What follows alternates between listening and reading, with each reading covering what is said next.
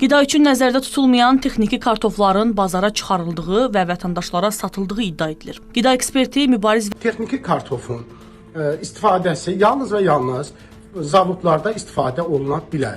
Bundan kraxmal əldə edə bilər və ya heyvan yemi kimi də istifadə oluna bilər. İnsan orqanizmi üçün əlbəttə ki, zərərləri daha çoxdur. 25% digər kartofdan daha çox kraxmal tərkibi olduğu üçün bizim orqanizmimizə daha zərərli hesab oluna bilər.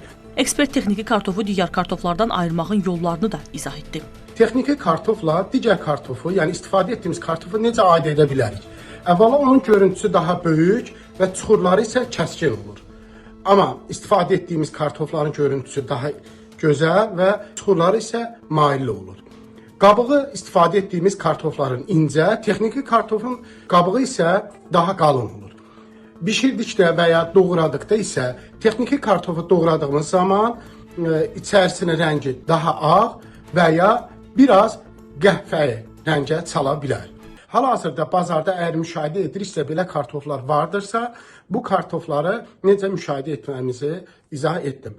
Bazarlarda əgər belə bir şey rastladığımız zaman dərhal rəsmi orqanlara müraciət etmək lazımdır.